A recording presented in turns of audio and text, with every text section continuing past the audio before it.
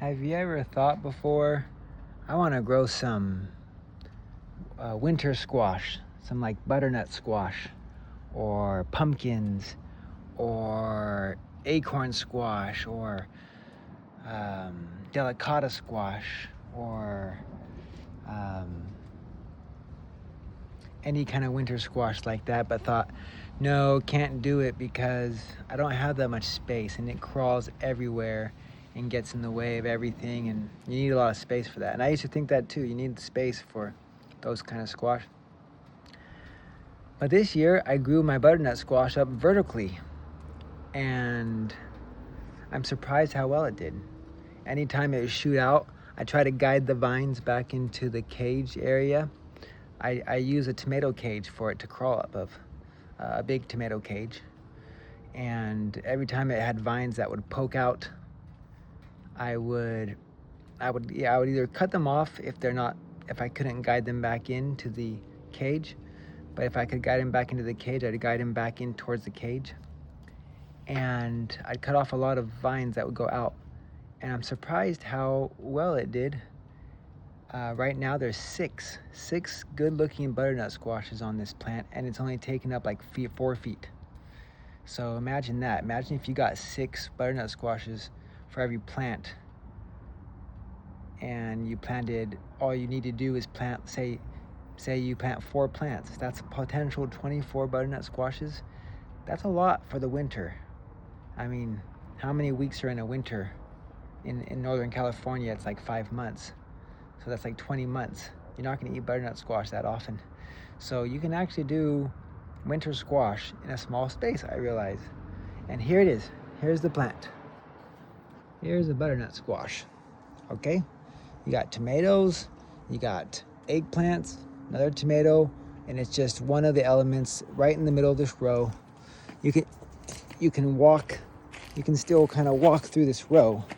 It's kind of getting in the way of this walking path a little bit, but you can still get past it. And it just looks like this. And I'm guiding it and keeping it within there, and just not being afraid to trim off everything that goes out unless I can weave it back into the cage. And look at how many butternut squash it's made. Got one that's getting pretty big right here. And these are big. These are not small. Look at, compared to my hand, you know, that's a big butternut squash. Yeah, I can't reach my hand all the way around it. That's 1, 2, another big one. 3, another one hiding behind it. 4, there's number 4, and there's number 5 right behind that one. Can you see that? So number 5, and then there's another one. Where did the other one go? Where did it? I can't find it at the moment. But there's 6 on here. 1, 2, 3, 4, 5, and I think the 6th one. Oh, there it is. Haha. Over there. 6 butternut squash on one plant. It might make more. I don't think any of those would die off. Maybe it's self-pruned, you know, it doesn't choose all of them, but they're all pretty big now, so it looks like it chose those ones. 6 butternut squash for max a 4-foot row length that you need. And I still trim it so that you can walk in the rows on either side. Those rows are all 30 inches, so 2.5 feet wide, 2.5 feet this way. And then so all you need is about 4 feet. That's about 4 feet. And you can get 6 butternut squashes growing vertically, and they don't have to take over your garden. So if you don't think you can grow butternut squash or winter squash because you don't have enough space, think again, because you can. So there's one right there. And so I thought, this year I'm not going to be able to have that much butternut squash. Oh well, I don't want the sacrifice of having them take over my garden, but I'll put in some and try to grow them upward. And it turns out being that we'll probably have even more than we need for the winter.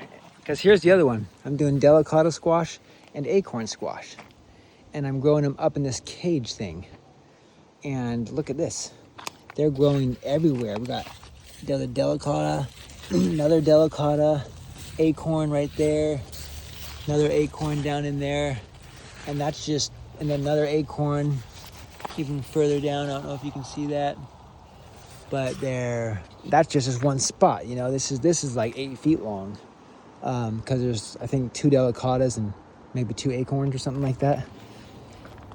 And so imagine how many are actually in here. Check it out. There's another acorn squash right there, another delicata right there. Oh, 2 delicatas right next to each other, hiding so you can't see it. Acorn. And as I go through, you'll see more if I were to point them out.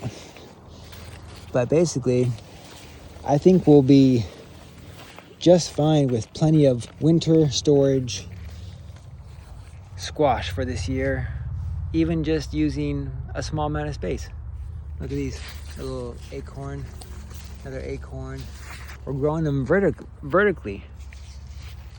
And they're kind of everywhere, so yeah, you can do it.